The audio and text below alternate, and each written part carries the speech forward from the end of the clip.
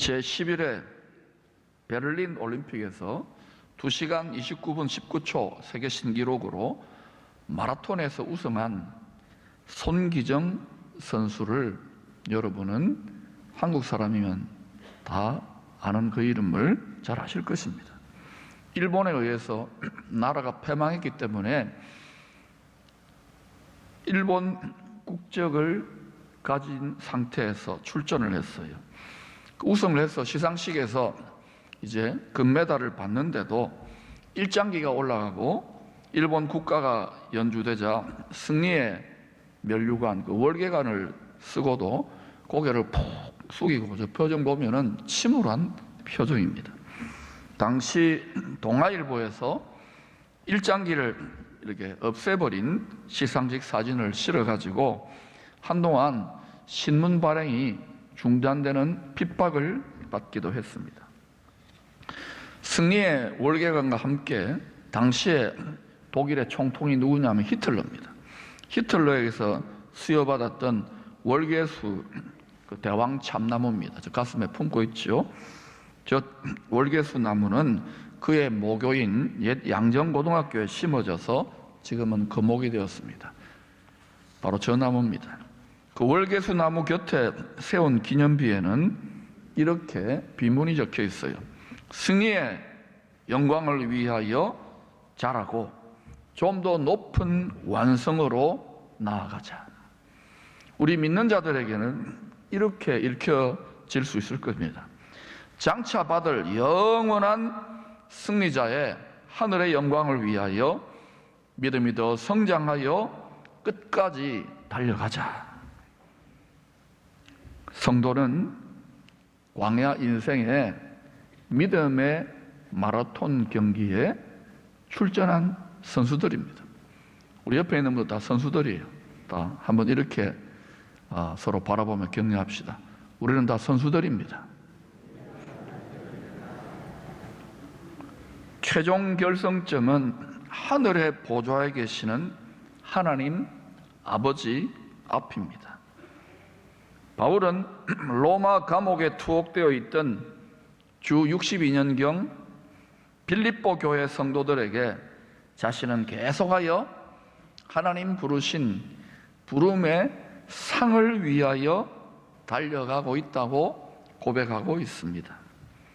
푯대를 향하여 그리스도 예수 안에서 하나님이 위에서, 땅에서가 아닙니다, 위에서 부르신 부름의 상을 위하여 달려가노라.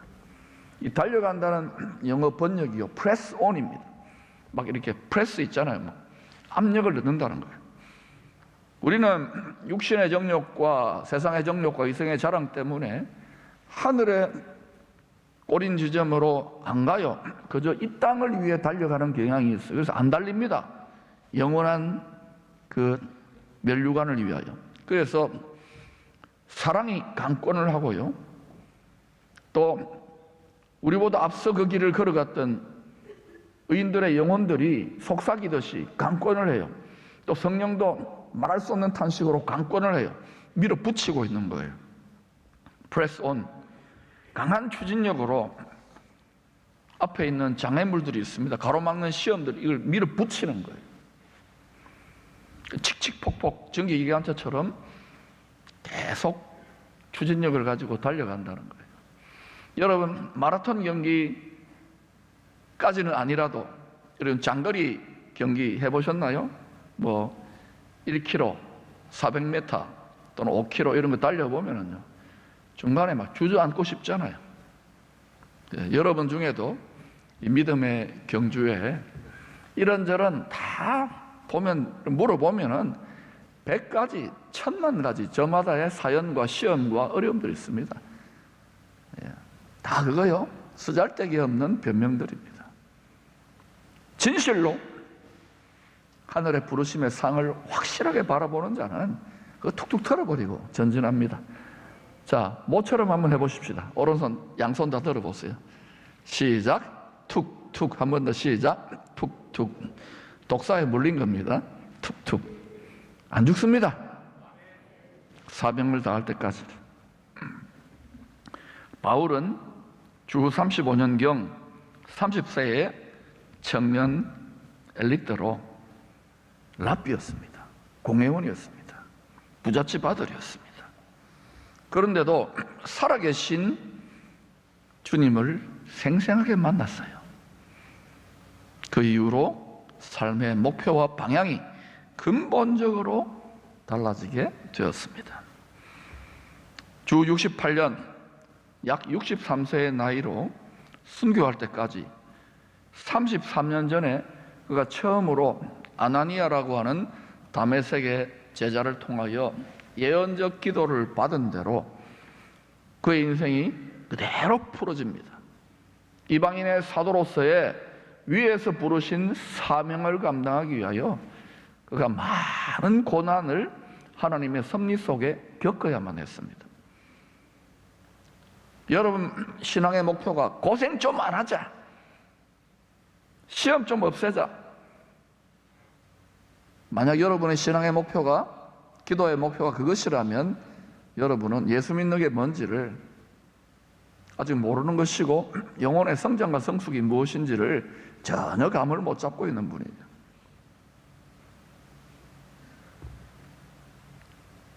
바울은 그럼에도 불구하고 그의 이야기가 나오는 사도행전 후반부, 그리고 그가 남긴 서신서, 바울 서신 13권을 우리가 자세히 읽어보면은 그가 예수 복음의 증인으로 그의 영, 혼, 육이 겪어야만 했던 그 많은 고난과 모진 핍박과 시련을 특권으로, 영광으로, 기쁨으로 여기며 줄기차게 프레스온 달려갔다는 것을 알 수 있습니다.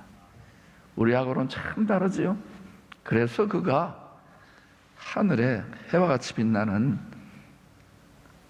새 예루살렘 성에 초석이 되는 사도의 반열에 들어간 거예요. 사도가 되기를 원합니까? 교회 최고 지도자? 죽을 각오를 해야 돼요. 사도가 되기를 원합니까? 많은 고난을 기쁨으로 여기지 않으면은 그 사람은 예수 믿고 인생에서 제일 비참한 사람이 될 겁니다. 지도자? 스승 되기를 원하지 마세요. 우리는 다 편안하게 적당하게 대접받고 싶은 사람들이에요. 그러면서도 우리는 예수를 제일 잘 믿는다고 착각하고 살아가는 사람들이에요. 왜 바울은 주와 복음을 위해 그토록 많은 고생을 기쁨으로 여겼을까요? 또 하나님은 섭리 속에 그 아들에게 그 고생을 허락하셨을까요? 여러분이 만약 그 자리에 생각해 보세요. 와, 나도 저 헤롯 아그리파 2세처럼 저렇게 좋은 옷을 좀 입어야 되는데 나는 예수 믿고 왜 이 꼴 났나? 복음이고 뭐고 쑥 들어가는 거 아닙니까? 세상을 부러워하지 마세요. 더 많이 못 가지고, 더 좋은 건 못 입고, 더 인물 잘났고, 더 출세하지 못한 것에 대해서 약간만 질투하세요. 너무 질투하고 그것 때문에 맨날 빌어도 별로 응답도 안 하는 하나님 불만이에요 이런다면 여러분 거기까지가 여러분이 성숙을 이룬 거예요. 그래도 끝까지 믿으세요. 그러나 그걸 돌파하시기를 축복합니다. 우리가 말씀의 칼로 수술을 받아야 우리 마음이 주님의 마음과 점점 하나 되어져 가는 거예요.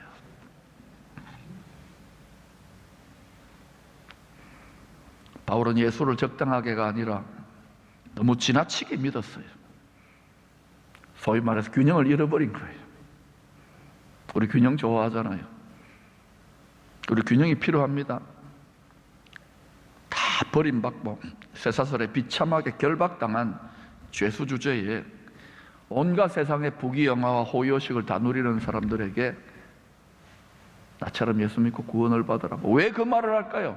바울은 그들이 장차 겪게 될 그 영혼의, 그 육신의 옷을 벗고 난 이후에 그 영혼의 영원한 운명을 바라보았던 거예요. 불쌍한 거예요. 애통한 거예요.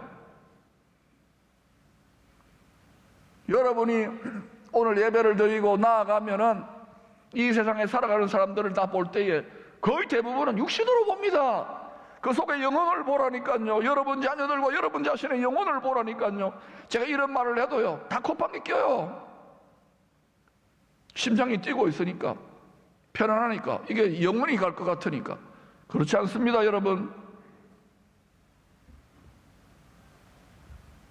이 세상도 육신이에요. 물질 세계. 이것도 육신 물질 세계고, 개인의 종말을 통하여 이 세상 전체의 종말을 보시기를 축원합니다. 뭐 또 잘 돌아가고 있는데요. 그래서 우리가 하나님의 깊은 뜻을 1600년 동안 40명의 하나님의 종들을 통하여 계시한 말씀을 받아들여야 되는 거예요. 이 눈이 열리면 고통 시작입니다. 그러나 주님의 위로와 기쁨도 함께 한답니다. 할렐루야. 세상이 줄 수 없는 놀라운 평강과 행복도 맛본답니다. 애통하는 고통과 함께 주어지는 주님의 위로예요. 주님의 상이에요. 여러분, 예수 십자가의 은혜의 때가 영원하지 않습니다. 주님이 자비를 거두어 버리시는 진노의 얼굴을 하고 다시 나타나시는 심판의 때가 있습니다. 준비하시기를 축원합니다.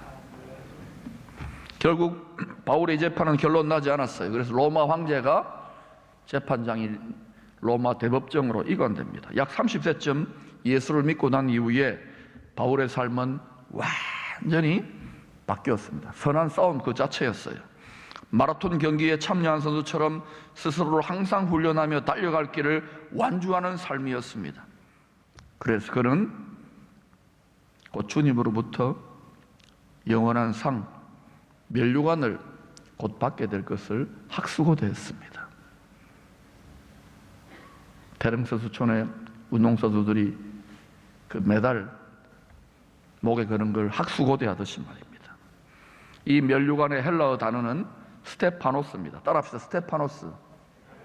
신기하게도 예루살렘 공회에서 예수의 복음을 전하다가 청년 관원 바울 앞에서 돌에 맞아서 순교했던 집사의 이름이 스테반인데요, 그 헬라식 발음이 스테파노스입니다. 면류관이라는 뜻입니다. 면류관. 바울은 자신도 부축해가지고 돌에 맞아 죽은 이 스테파노스 안수 집사, 자기도 한몫했잖아요. 그 생명의 피에 빚진 심정으로 스테파노스가 하지 못한 것까지도 두 몫으로 더 열심히 더 많은 고생을 하며 복음의 빚진 자로서의 사명을 감당했어요. 여러분, 우리는 예수님의 은혜의 빚진 자입니다. 사도들의 은혜의 빚진 자들이고요, 이 공동체도 마찬가지예요.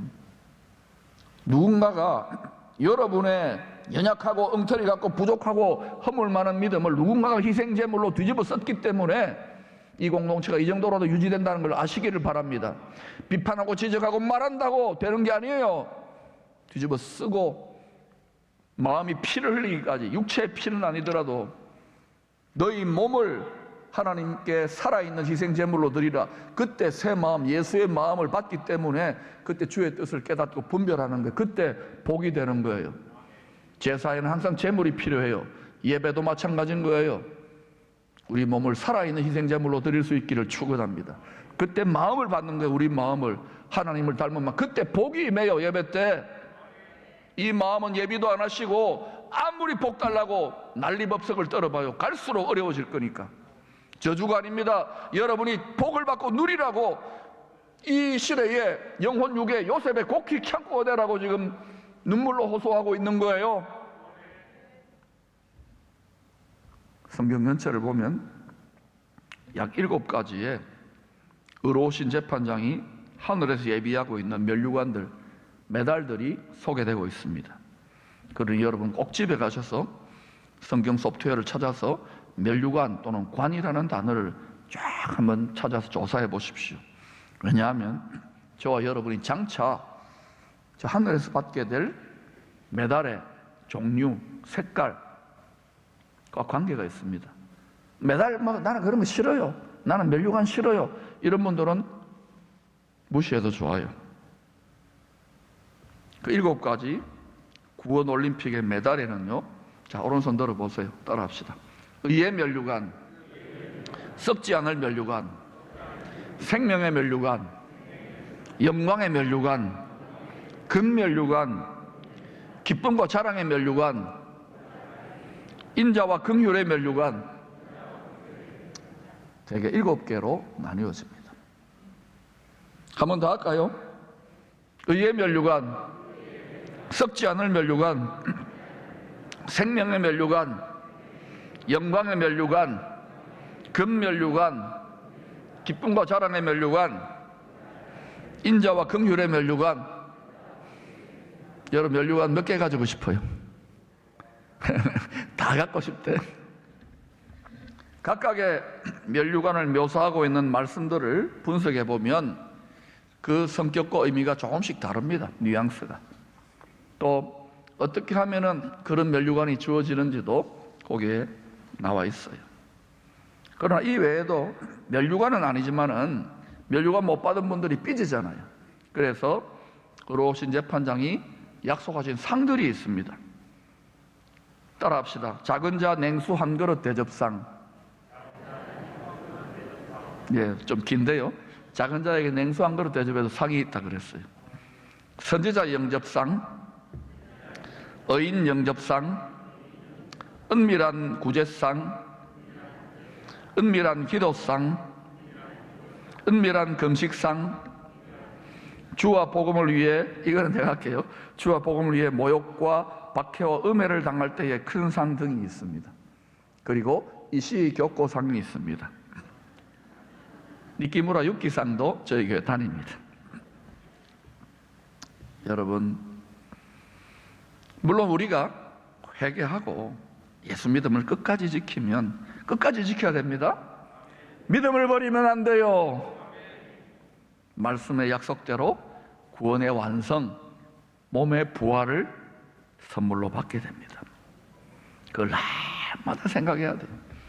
안 그러면 또 이 육신이 세상이 전부 다인 양 또 늘어집니다. 육체의 정욕을 따라서 지 맘대로 살게 됩니다. 믿어도 지 맘대로 믿어요. 끊임없이 타협합니다. 그러면 속는 거예요. 죄송하지만 자신에게 엄격하십시오. 다른 사람들에게 관대하십시오. 그런데 그 자녀들을 끔찍이도 사랑하시는 우리 좋으신 하나님 아버지는요, 구원받는 하나님의 모든 자식들이 면류관 다 받기를 원하세요. 면류관 다 못 받아요. 받는 사람은 아주 소수일 겁니다. 저도 여러분 다 면류관 받으라고 막 춤을 추고 막 안타까움으로 하지만은 무슨 소리 하노 이럴지요. 더 역효과 나는 거 알아요. 다 받으셔야 돼요. 그런데 다 못 받아요. 다 받기를 축원합니다. 받기를 소망하십시오. 받기를 열망하십시오. 그런데 못 받는 자녀들 섭섭할까 봐 하나님이 오죽하면 아버지가 소자 하나, 냉수 한 그릇 대접상까지도 만들어 놓아요.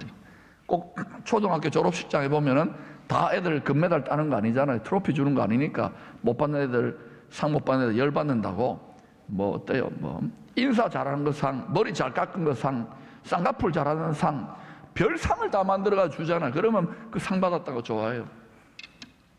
근데 여러분, 상을 전혀 못 받고 겨우 부끄러운 구원을 받는 성도들도 있답니다.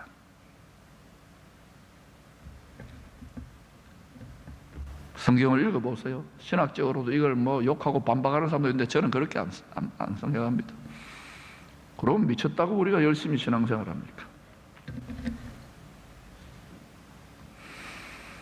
여러분, 이 시대가 역사상 가장 풍요하고 인간의 지식과 지성이 발달된 시대입니다. 그러니 성도들도 많아졌지만은요, 더 많은 성도들이 주를 위해 섬기고 희생한 것 별로 없는, 그저 내 믿음 하나 겨우 지키는 정도로 만족하고 인생을 마무리 짓는 분들이 대부분입니다. 기쁨이 좀 나을지 모르겠어요. 믿음 없이, 예수 믿는 믿음 없이 죽음을 맞이하는 것보다 100번만 번 귀한 일이지요. 예수 믿고 죽는 것은 복되지요. 그러나 하나님의 말씀인 성경을 여러분이 정직하게, 여러분 마음의 중심이 아니라 하나님의 마음의 중심으로 정직하게 대면하여 읽어보시기를 바랍니다. 만약 여러분이 이 세상을 이기는, 자기 죄를 이기는 승리자의 면류관을 쓰기 원하신다면 여러분 속에 그림자처럼 잔인하게 따라오는 이 일대와 같은 여러분 속에 있는 죄가 그렇게 만만한지 아십니까? 날마다 살아서 꿈틀대고 있는데, 주님의 마음과는 너무 다른 우리의 마음을 날마다 발견하게 되는데, 날마다 절망하면서도 주의 은혜를 구하게 되는데, 그런데도 고개를 꼿꼿하게 세워요.